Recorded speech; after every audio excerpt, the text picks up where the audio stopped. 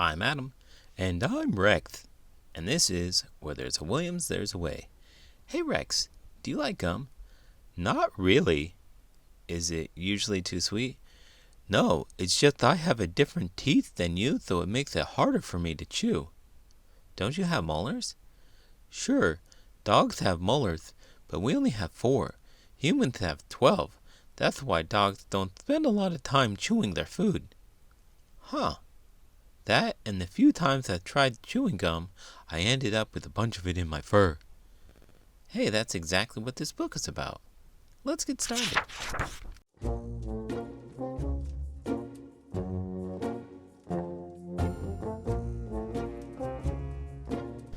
On Account of the Gum, written and illustrated by Adam Rex. That's the gum, right there, that you got in your hair. On account of the gum that you got in your hair, your dad said, "Sit still," and your sister said, "Duck," and you sat very still. Still, the scissors got stuck in the gum that you got in your hair. Okay, we went on some websites, and all of them swear if you want to get scissors and gum out of hair, you take 2 sticks of butter and smear them along, and I see. It appears that those websites were wrong. Don't give me that look. Your aunt said she knew how to get the gum out from this tip in a book she was reading about, in the paper or something, she couldn't say where. The point is, that's why you have grass in your hair. Yuck, butter and grass? Not a good combo. Not only that, I'd worry about having something sharp like a pair of scissors stuck to my head. This kid has a lot of patience. Maybe this is a lesson about thinking for yourself. Or having short hair. If this happened to me, I'd just cut off my hair.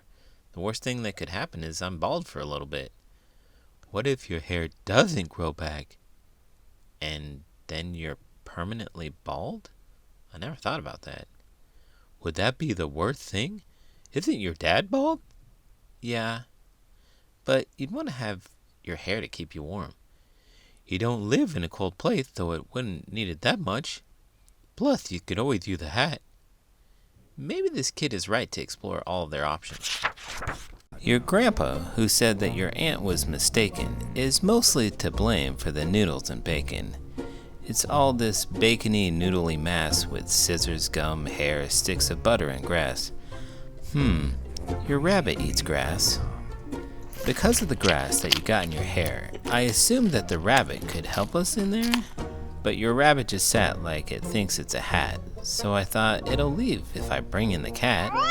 I'm prepared to admit I was wrong about that. Oh, I know what to do. It's a little bit mean, but the cat always gets really scared when I clean. Just watch, she'll run off and hide under the bed if the vacuum comes anywhere close to your head. Wait, no, I'm thinking of the old cat. Your aunt just came back and she has a new take. It's cake. She thinks she can fix things with cake. Don't worry, we stopped her and showed her the door.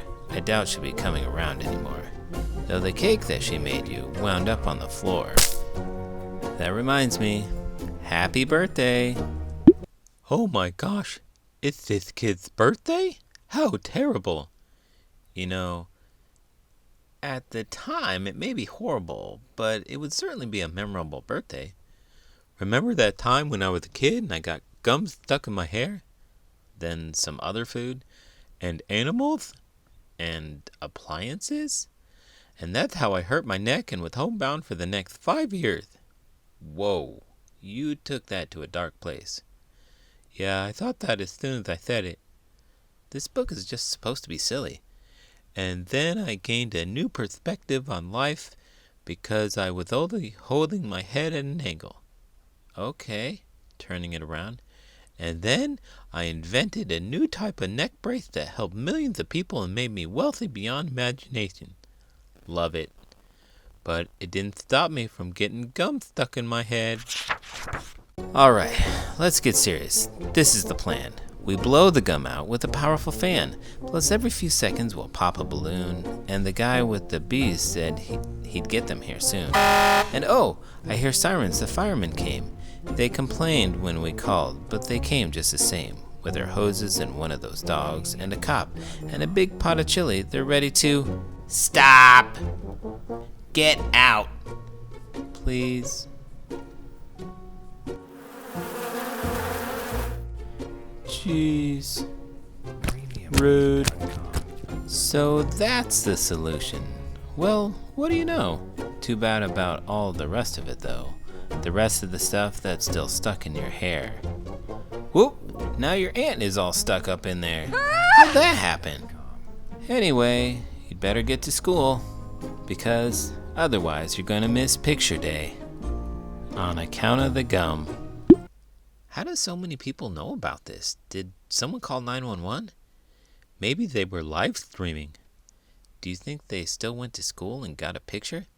If they did, they probably got it framed, along with all the newspaper clippings of the event. Yeah, there was probably a news crew. It makes you think, though. About what? When did chewing gum become a thing? Thousands of years ago.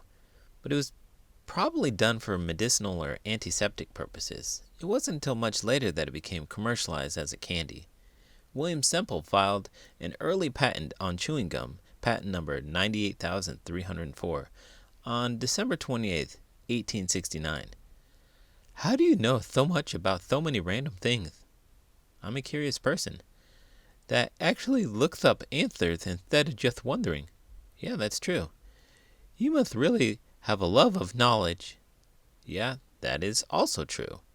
And in speaking of loving things, if you love this video, please give it a thumbs up and subscribe to the channel. I'm Adam, and I'm Rex, and this is Where There's a Williams, There's a Way. Did you know Iran is the country that chews the most chewing gum? This is because packets of chewing gum tend to be given out when shopkeepers do not have enough change.